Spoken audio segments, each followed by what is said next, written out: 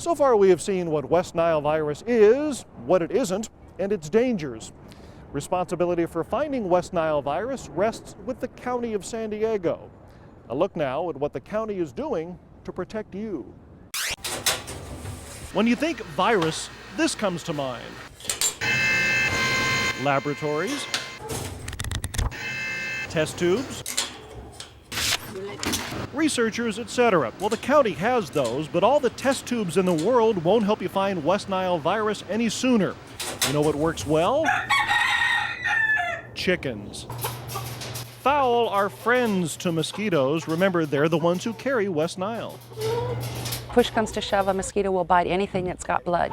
But chances are the first things they'll bite will be birds. So the first things that test positive for West Nile will usually be birds. You've got a problem. You know you've got a problem when these guys convert. We don't always get reports from vets. We don't always get reports immediately from the hospitals. These guys were out there every 2 weeks, and so they're the first ones that are going to convert, and we're going to know about it. So how do you find out? You can't ask a chicken. You've got to bleed them.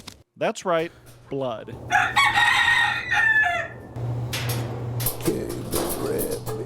Not a lot, but just enough to test it. It doesn't take long at all. Paul Damos of Environmental Health shows us the way it's done. San Diego County this season will maintain 3 separate flocks in different areas of the county. Get the chicken relaxed, head down, a slight pinprick in the comb.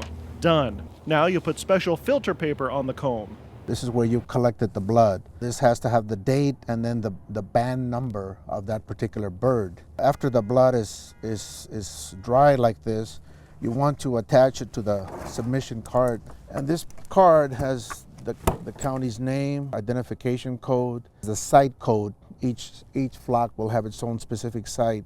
And then, of course, again, the day that this was bled. The blood sample gets sent to Northern California for testing. The so-called sentinel chickens get bled every couple of weeks, year-round. There are 3 of these chicken flocks county-wide, but that's not all. Chickens are not the only weapons in the county's arsenal.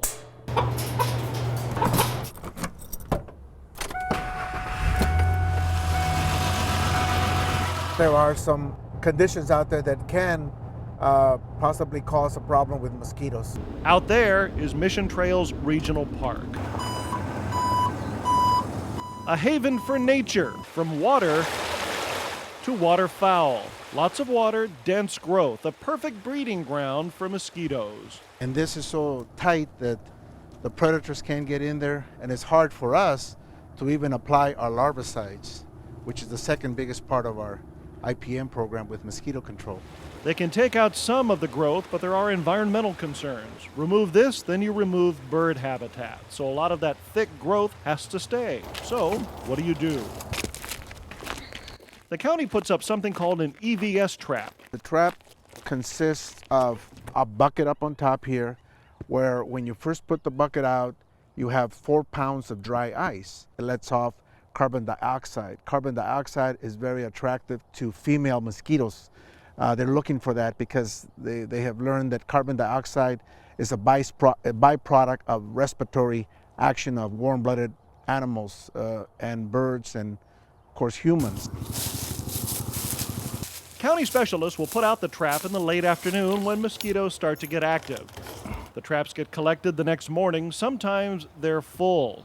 They get taken back to the lab to be processed, then shipped to UC Davis, where they'll be tested for any virus. Then there's this. Helicopters are often used to drop larvicide around ponds to stop mosquitoes. The larvicide is ground up corn cob laced with bacteria, lethal to mosquito larvae, harmless to people and wildlife. But if you can't get up in the air, you can always do this. The county also uses a hovercraft to distribute larvicide. Crews around a pond, the larvicide comes out the back and gets dispersed around the pond's edge in those thick weeds, stopping mosquito larvae. But it doesn't stop there. Don't forget about those mosquito-eating fish. And remember, they're only for home use. They will do a great job of controlling the mosquitoes, and we don't have to, it's not something we have to use pesticides for, and it doesn't require that someone be going back to check it constantly, because once we put them in there, they'll pretty well take care of the situation.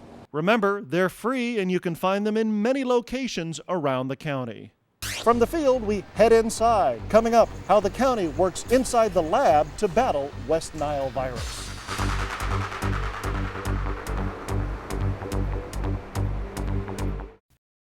Well, so far we've learned about West Nile virus and what the County of San Diego is doing in the field to stop it.